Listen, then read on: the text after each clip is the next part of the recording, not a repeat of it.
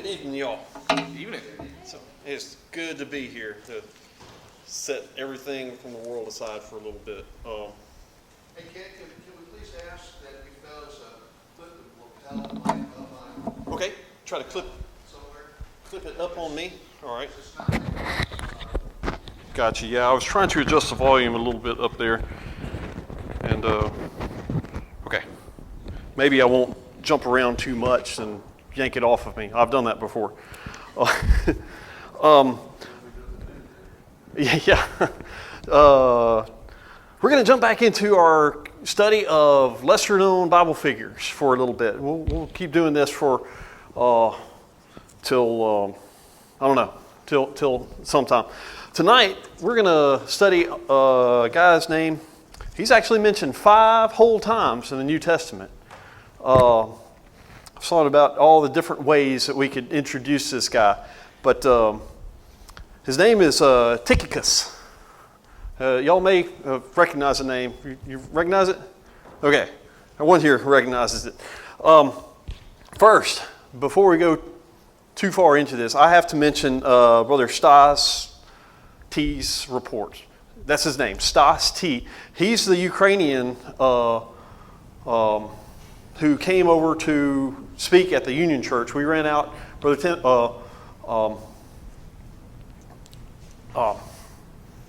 Ed and I, he just ran upstairs, so I couldn't see him. We ran over there on Sunday evening, and saw a report that he gave. And I can say the man is passionate about the Word. Just like any visiting preacher will do, or missionary will do, showed lots of pictures of what's going on in Ukraine right now. But he also showed pictures of him giving baptisms while still dressed in his military fatigues. And the man is passionate about the Word and trying to share it with as many folks as he can. We'll discuss him a little bit more here in a minute, but remember a couple of weeks ago we were talking about Nehemiah chapter 3. Pulling myself off, pulling my mic off, I apologize.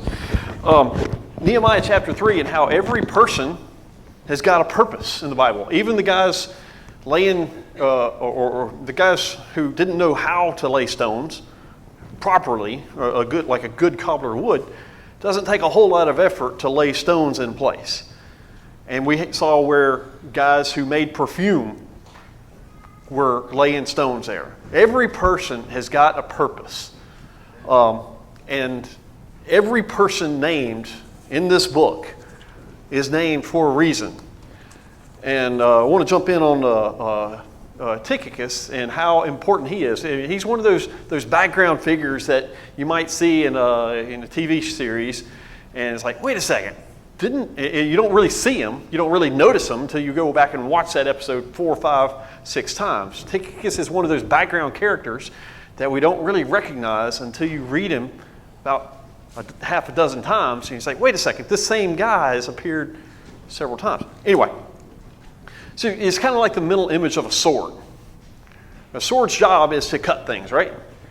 Well, what part does the cutting? It's the tip. But still, every piece of that sword, all the metal behind it that forms the structure, is there for a purpose too, because without that structure, that cutting edge, if you hit something with it, it's just going to collapse like tinfoil. Same mental image goes for anything. We'll say the U.S. Armed Forces. Yes, the cutting edge is the bullets. It's the missiles that go on the airplanes, on the helicopters. It's the SEAL team that goes out there. But without the background and support, those guys can't get the job done, right? So every piece is critical, all the way down to the support equipment, the supply clerks, the facilities, the cooks that feed everybody. Every piece is important. So we're going to study tonight on Tychicus. He's one of those really important guys there. Tommy Rosenblum, who preached from this pulpit right up here for several years. In fact, when I started coming here in 2002, he was preaching. He came back for a summer series a few years ago, must have been 5 or 6 years ago now, and talked about, we were doing a summer series, And all of our visiting preachers came in and gave character studies on people we'd always heard about. But here's Tychicus. Who's this guy? So it was my first introduction to him for a good study. And I figured we'd take another look at him there.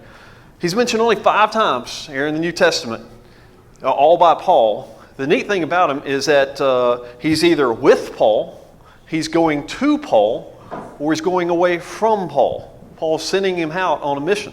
I'll just read all 5 of these things. We'll come back to these individually. Acts chapter 20, verse 4. In fact, whoever gets there first, go ahead and read it out. Acts 20, verse 4. And somebody else turn to Ephesians 6, 21. It's Ephesians 6, 21. Brother Lindell, looks like you got Acts 20, verse 4. I'm sorry? Okay. Okay, go ahead.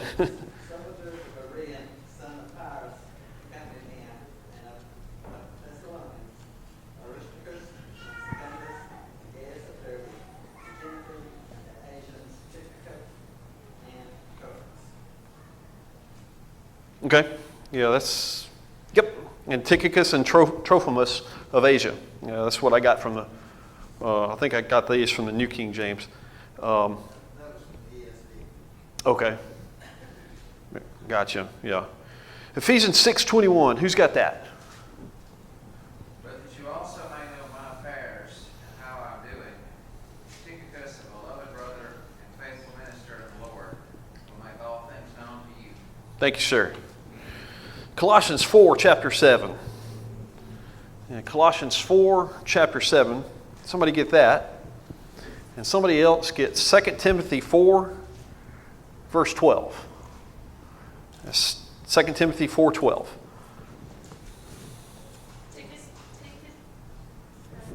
Tychicus. Yeah. Will tell you all about my activities. He is a beloved brother and faithful minister and fellow servant in the Lord. Oh, very good. All right. Thank you, ma'am. And it's 2 Timothy 4:12. You got it? Brother Burl? Okay. Okay. Go ahead. And Tychicus I have sent to Ephesus. Super short, but still, he's mentioned here. And the last one, Titus 3, verse 12. I'll read it. It's Titus 3, verse 12.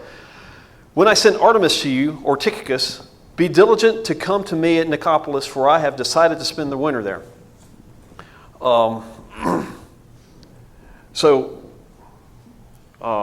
Tychicus is the best pronunciation that I could find, like a tick. But primarily, the book of Ephesians is brought to the world by Tychicus. We know that Paul wrote it, but it was Tychicus who delivered it. We'll get to that here in a second too. So occupations. When we say that, hi, my name's Kenny. And we get to meet each other and talk about each other and just talk about the weather and whatever and general things. And so, what do you do for a living? I'm an engineer by trade. I'm a preacher. You're a preacher. Excellent. So, by saying what we do as an occupation tells a lot about us, right? So, by a preacher, oh, okay, I know I better stay right. Right? I'll tell you, Harold Kelly is a funny guy. He met a guy at a concert, and he introduced himself and said, "Yeah, I'm a preacher." The guy said, "If I'd have known, I wouldn't have been cussing in front of you." And Harold said, "Doesn't matter. God knows what you're doing anyway. It doesn't matter if I know or not." But anyway, people will. You learn a lot about somebody. A person's character is defined, or what you think about yourself and what other people think about you is somewhat defined by your occupation. So Tychicus, he's a mailman. For the best definition of his occupation, he's a delivery person. Brother Ed, looked like you had something there. No, just thinking. Okay, just thinking? All right. So So he's a postman. But this definition there is just, it's a minute glimpse into the greater character of the man. The Apostle Paul, he spent a pretty good amount of time in prison.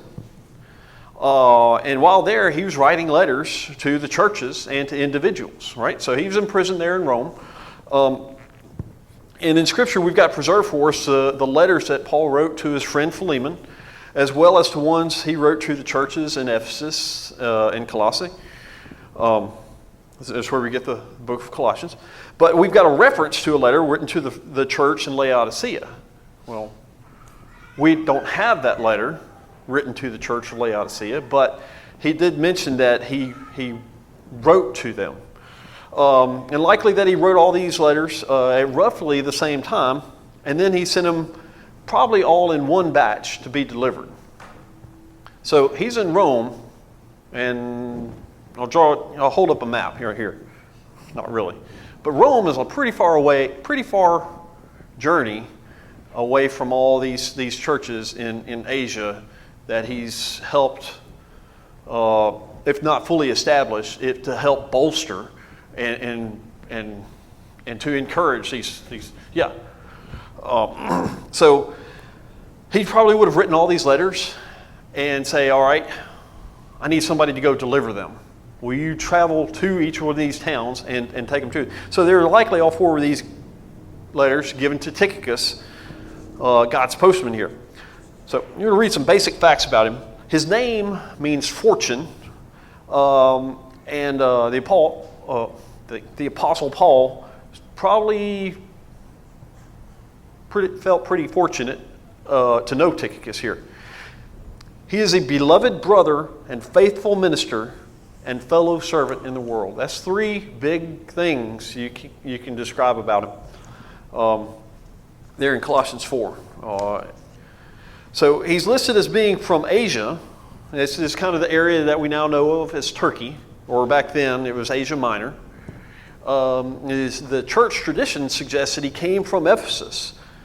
This may be why Paul sent him to the city with his letter to the Ephesians. If you're from there, I'm going to send you back to your hometown because, one, they already know you. So if they already know you, you've got that part where they trust you. You don't have to go in and set up the formalities and stuff. They know you, they trust you already. Present this letter from the Apostle Paul. So, yes, ma'am.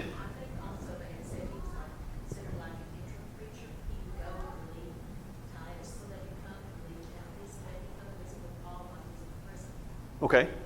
So maybe he was like a visiting preacher? Yeah, he was like a visiting preacher. Yeah, so he would also go visit Paul and these other churches too, is what Miss Chris is saying.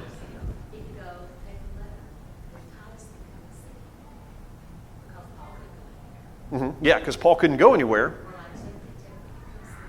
Mm-hmm. Right. He'd send one out at a time, essentially. So Paul's always got someone there with him to send out as the next delivery person, and also delivery person of not just letters, but encouragement to people.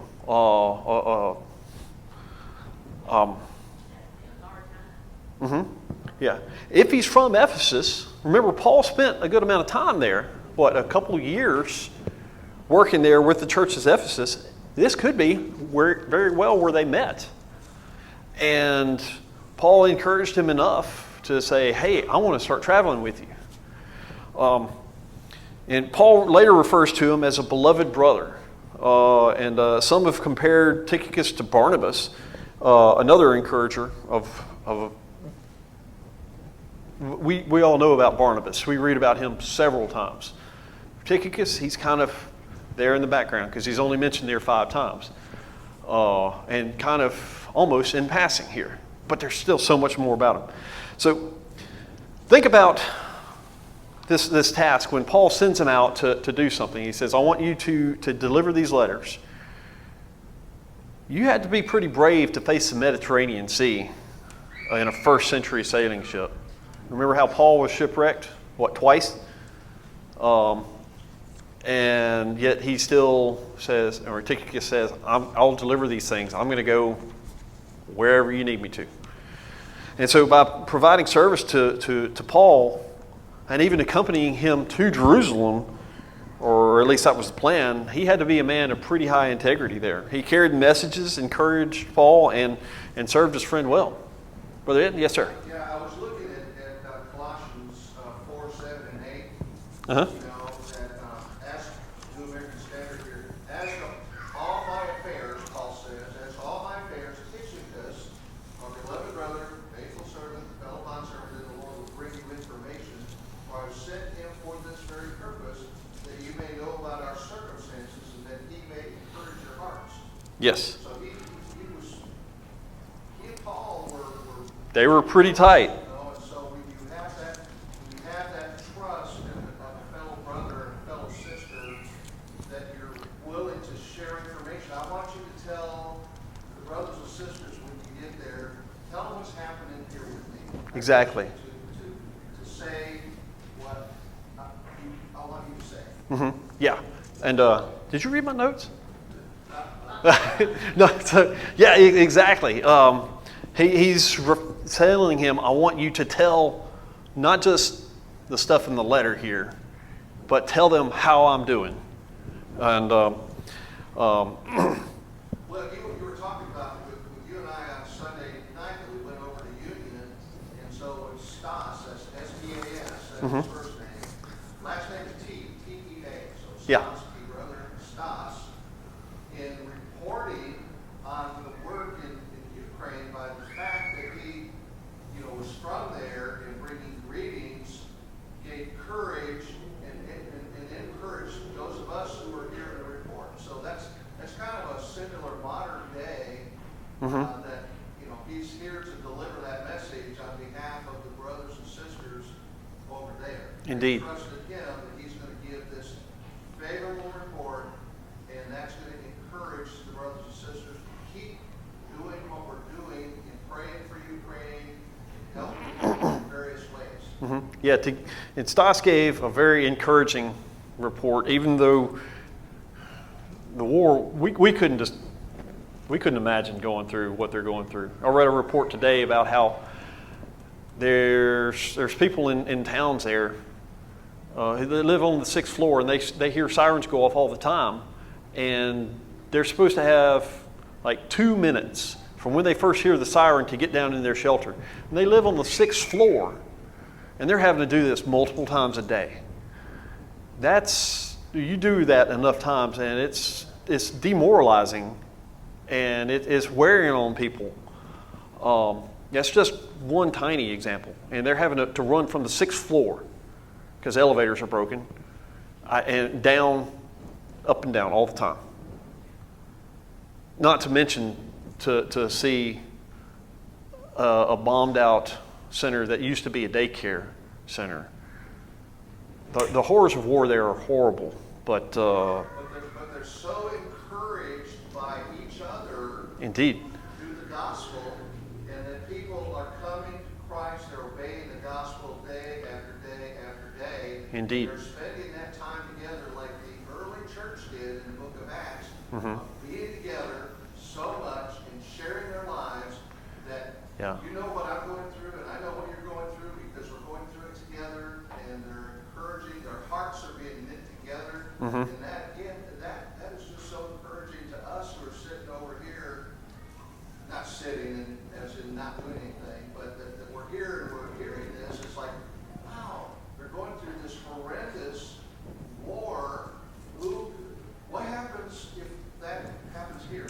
Yeah. How would we react if we get another 9/11? I mean, there's a lot of doomsday sayers and people thinking, and Mhm. maybe something to that, but we're not going there. But God forbid anything else would happen. But if so, how are we going to grow spiritually Yeah. through that time together is important. Right, and it's also been described that the valleys in life, when we go through the downside of life, well, the valley is also where the most fertile soil is. So that's where the best growth will happen.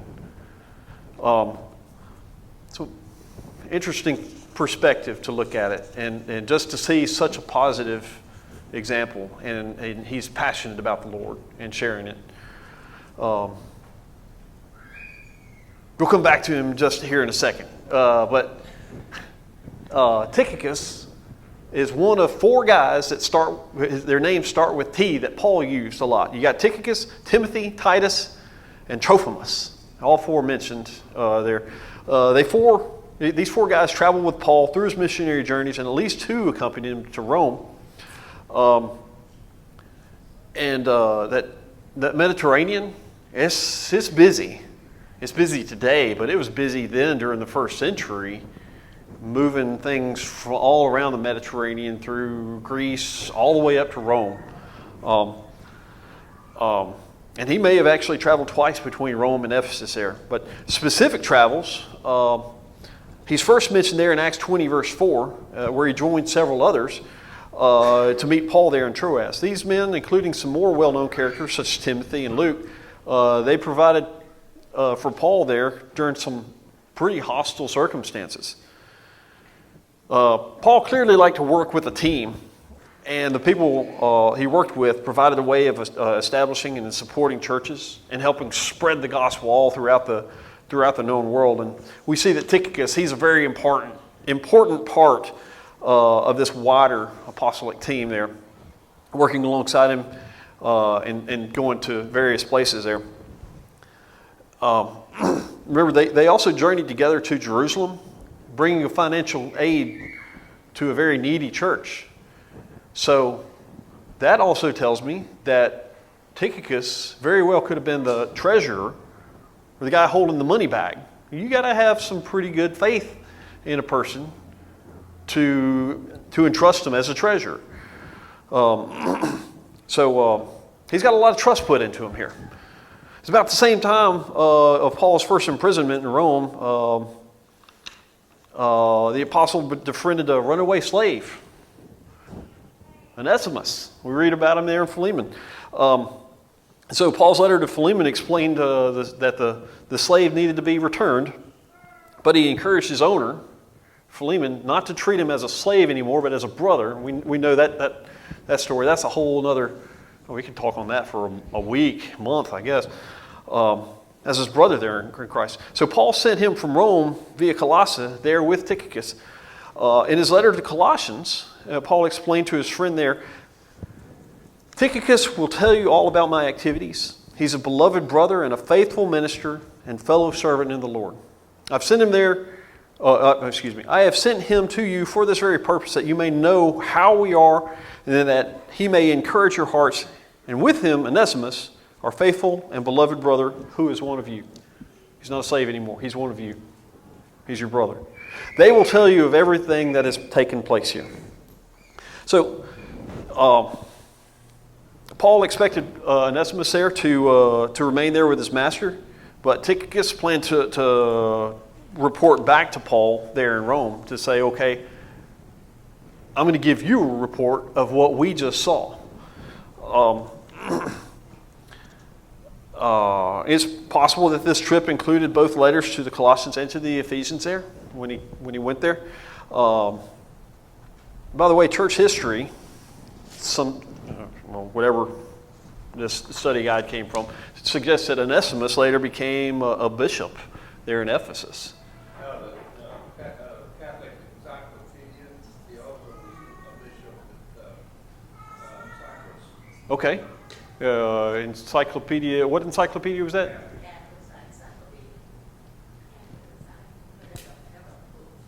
Okay.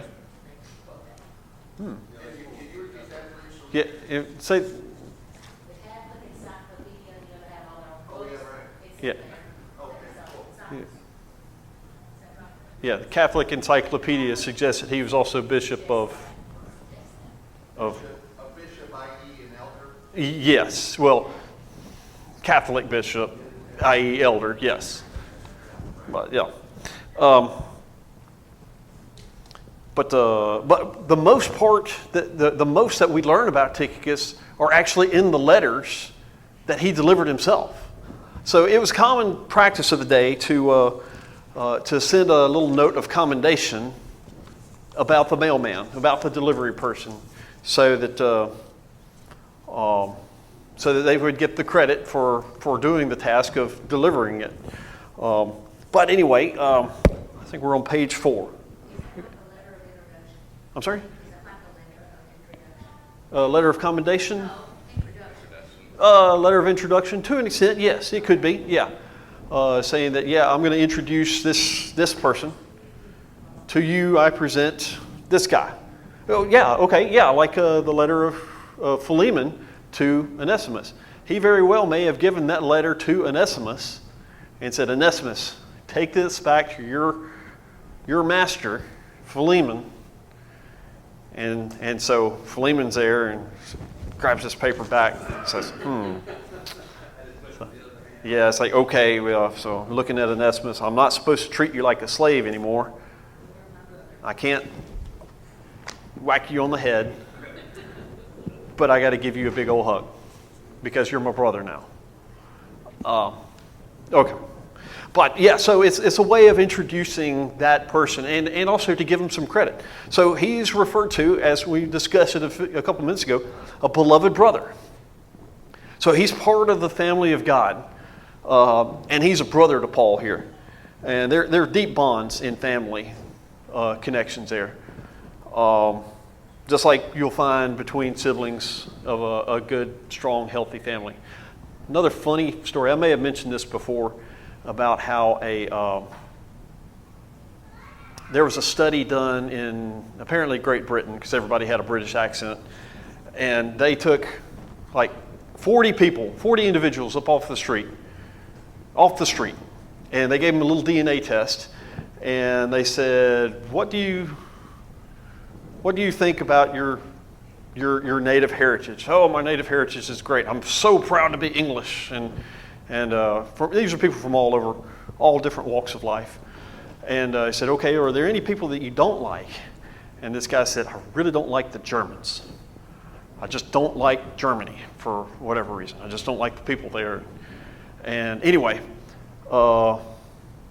they did this to all these like 30, 40 people. And they came back and they said, here is a little report for you about your family history. And so they gave that report to the one guy, and he said that, says, my family tradition says I'm Germanic. He says, really? What do you think about that? And so I went on and to some other folks, and they said that, yeah, you've got this DNA test says that you have a cousin. He says, yeah, this is another one of those 40 people. And they said, yeah, I know, I've got cousins everywhere. And they said, do you know anybody in this room? I said, no, everybody here is a complete stranger. They said, would it surprise you to know that you have a cousin in this room? And apparently you've never met him before. So how does that make you feel? How would that make you feel if you walked into a room and it's like, somebody here is my cousin? You got a stronger bond immediately. Because family connections are weird that way. It's like, okay, I've got blood from a common ancestor with this person I've never met before, but you're my cousin. That's the way it is there with the family of God. Y'all, I've been to several denominations in Germany, in England, and Ed's seen all over the place. I'm sure y'all have too. But y'all feel that connection every time you go to a church, not just here in the States, but everywhere. It is a genuine family. And that's what Paul was talking to about this.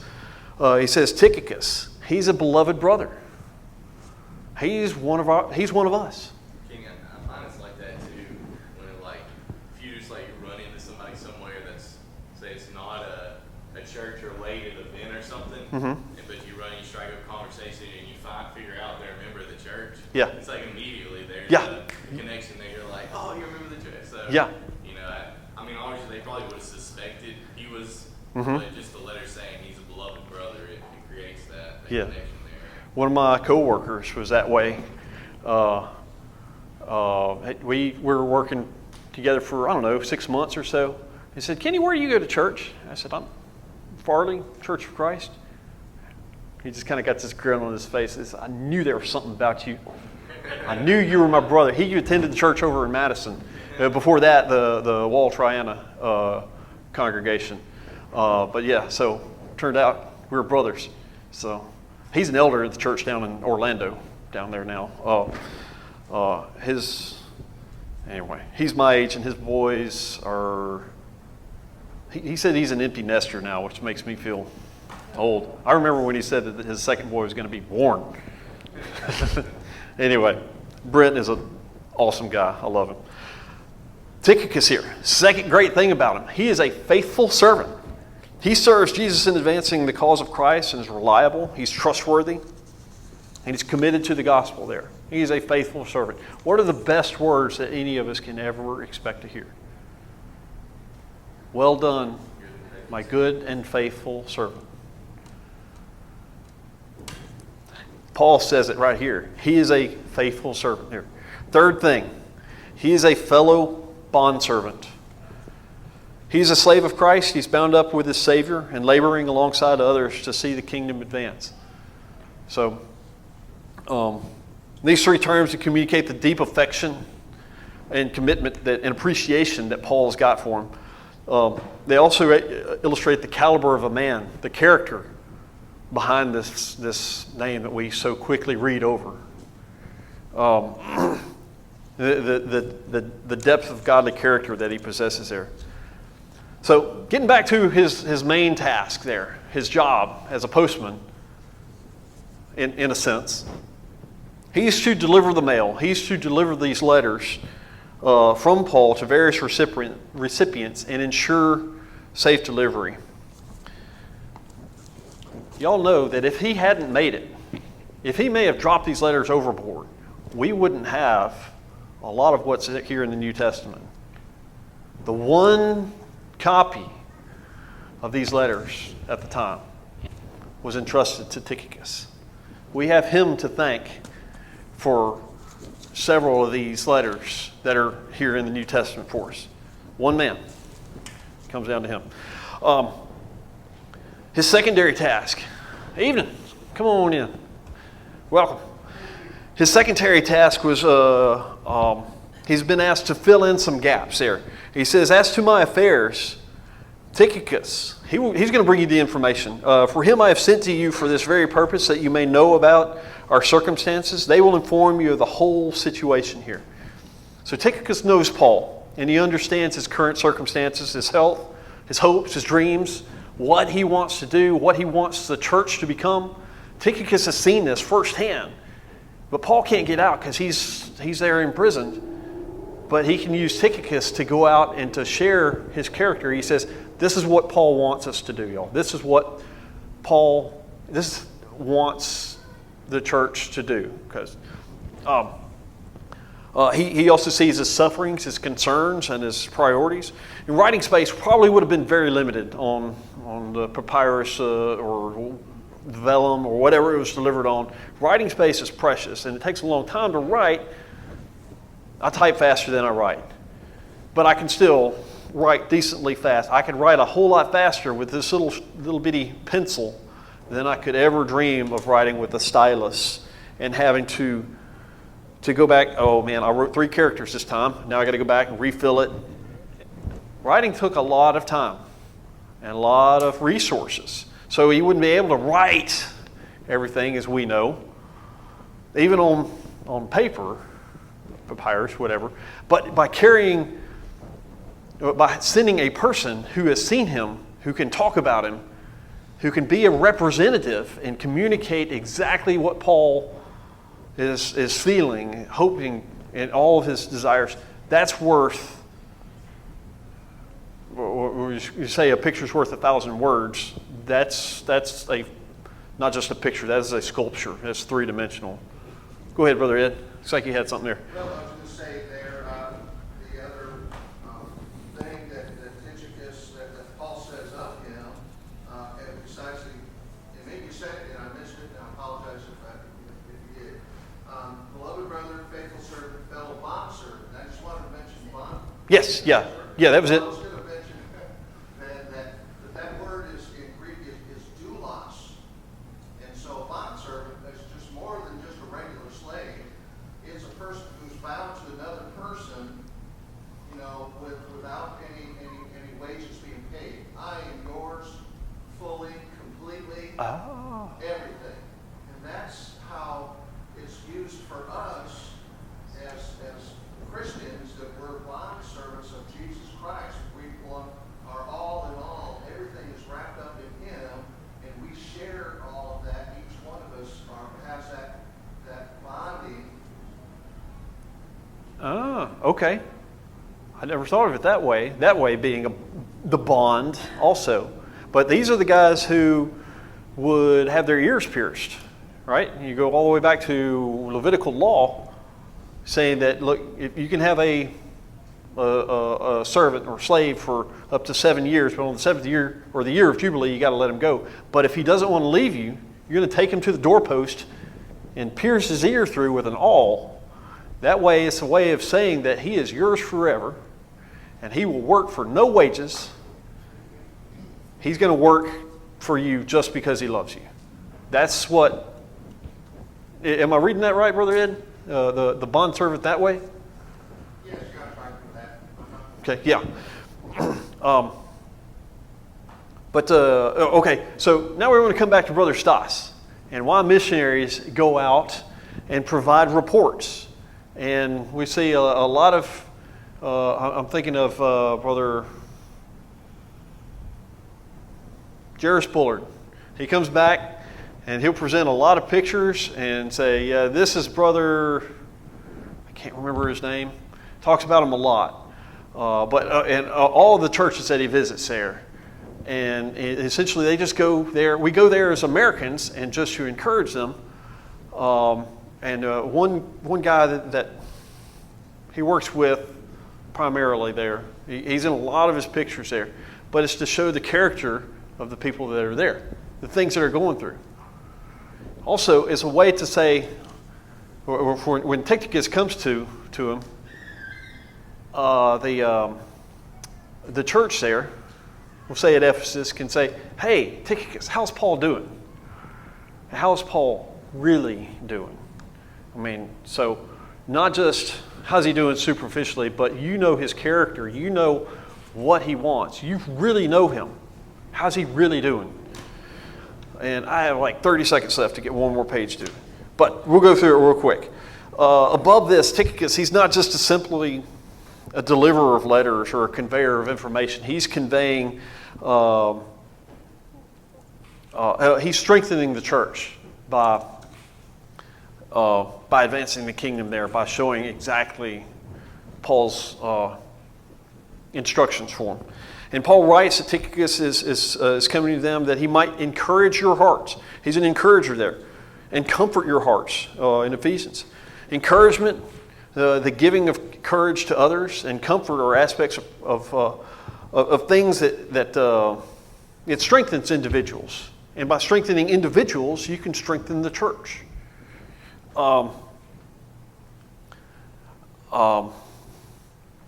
greater need do we have than to encourage each other, than to encourage other people that are that have seen the downsides of life and the hope that we have within us? How easy would it have been for these first century Christians to have heard of Paul's imprisonment and given up on their fragile faith there? You got to have somebody of encouragement. You got to have somebody with passion there. You don't want to send somebody who's kind of mopey, no, you want to send somebody who's strong, who can really deliver a good, positive dose of encouragement. And that's exactly why he chose Tychicus here. So encouragement, I even highlighted this part, is a vital part in the life of a healthy church. And any people who bring encouragement are precious gifts of God to His church. And so Tychicus here, he's no just delivery boy. He is a loved brother and a key member of Paul's team here. And he's entrusted with delivering the Word of God not just to these early churches, but then they copied it and delivered it out. And fortunately, we have a copy of these letters. He had the letter zero, in medical terms, patient zero. He had the first draft copy to the letters, and we have them today because of this guy right here. He brought more than just a letter, though, but he delivered the very words of God to the first century church, and we still have them now. Brother Ed, yes, sir. That word encouragement means to pull alongside. And so there are times in each of our lives that we need to pull alongside or have somebody pull along our side to help us. And that's what Tychicus did, is that, he went and he encouraged. Yes, he comforted, but by being next to, being right there. We don't always have to be there to encourage others. We can do it in other ways, but there's nothing like eyeball to eyeball, having a holy hug for each other, and holding the hand and praying for each other. Yes, our brothers and sisters, we can hold each other's hands. Brothers can hold brothers' hands and just pray. Yeah. And just And- powerful. Yeah. And you don't have to say anything to encourage people. Just being there. Job's friends did more encouragement, in my opinion, did more encouragement by being there and not saying anything until they said something. Trying to be encouraging, but yeah. Anyway, that's Tychicus. Who's next? Sorry for no advance warning, but think about it. Get with me. We can make a sign-up sheet if you want to study on anybody obscure. We'll do it. Appreciate it, y'all. Thank you much. Thank you. I'm going to leave this on for the next guy.